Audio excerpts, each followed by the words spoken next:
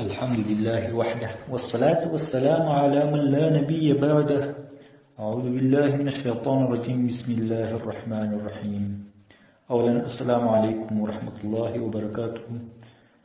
نن غواړو د کلمې طیبې په اړه مونږ مفصل معلومات ورکړو. کلمه طیبه عبارت د لا اله الا الله محمد رسول الله. دا کلمه چې چا ویل هغه د جهالت نه راګرځي رڼایي ته، یعنی هغه کوم کافر چې دا کلمه ویل هغه د کفر څخه اسلام طرف ته ځي. نو کلمه طیبه هر څه فرض لري، یعنی اسلام ته چې داخل شوي لمونځ فرض دی، په لمانځه کې فرضونه دي، روژه فرض ده، روژه فرضونه لري، زکات فرض دی، حج فرض دی، خو بیا خپله د حج نور فرضونه لري. دا کلمه ویل فرض ده. کله چې دا کلمه فرض شي نو دا بیا فرضونه لري، چې هغه فرضونه هغه عبارت دي له 5 فرضونو څخه. لومړی په ټول ژوند کې یو ځل کلمه ویل، په ټول ژوند کې به یو ځل کلمه، دا په هر مسلمان باندې فرض ده. پاتې باقي چې دي دا بیا که څوک وایي دا خو ذکر دی، ذکر دی یعنی افضل د ذکر دغه کلمه طیبه دا 80,000 وارې وویل شي. نو که چېر 80,000 وارې وویل شي په ټول ژوند کې، هغه نفس چې دا کلمه په ټول ژوند کې 80,000 وارې وایي په هغه باندې د دوزخ اور مطلق حرام دی. وروسته نو که چېرې د یو ځل نه زیات وي هغه ذکر دی، هغه ثواب دی، بهترین د ذکرونو څخه دی. دوهم فرض د کلمې چې دی په معنا او په مطلب باندې ځان پیاول دي، چې مطلب د دې کلمې معنا د دې کلمې څه معنا دا ده چې لا نشته اله لایق د عبادت معبود برحق الا مگر شته الله چې هغه الله تعالی محمد رسول الله، محمد الله رسول او بنده. دریم فرض د کلمې طیبې چې دی هغه بل چاته ښودل دي، خپل ورور ته ښایي، خپل پلار ته ښایي.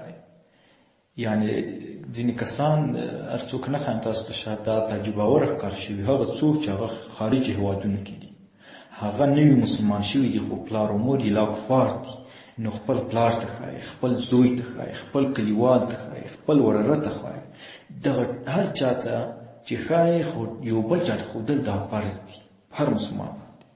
څلورم فرض د کلمې طیبې چې دی د دې کلمې د چتر لاندې د سیوري لاندې ژوند کول دي. نو دغه کلمه چې کله کلمه طیبه وایي اسلام ته داخليږي، بیا به په اسلام کې ژوند کوي، بیا به د اسلام ټول احکام مني. یعنی داسې نه کېږي چې ځینې احکام د اسلام به مني، ځینې به د پښو لاندې کوي. اسلام چې درته ویل چې ته زکات ورکړه، زکات به نه کوي، خو اسلام چې کله درته ویلي دي چې لمونځ کوه، لمونځ به کوي. اسلام چې درته ویلي چې روژه نیسه، روژه نه نیسې، خو اسلام چې درته ویلي چې ته یو بل کار کوه، خلکو ته سلام اچوه، سلام به اچوي. داسې نه کېږي. اسلام ته چې داخلېږي مطلق چې څه احکام اسلام ویلي هغه به ټول مني، د څه شي نه چې منع کړی د هغه نه به منع فرمایي، هغه نه به ځان ساتي. پنځم فرض د کلمې طیبې چې دی هغه دا دی چې دا کلمې طیبې په تقاضا باندې عمل کول دي. لا اله الا الله کلمه دی، نو چې څه اسلام درته وایي چې څه تقاضا دغه کلمه درځنې کا کلمه طیبه ده چې لا اله الا الله محمد رسول الله دی وایي، نو به یوازې د رب العزت به بل چا ته به سر نه ټیټوي او د بل چا امرونو ته به غاړه نه ږدي. محترمو دا و د کلمې فرض چې تاسو ته مو وړاندې کړل.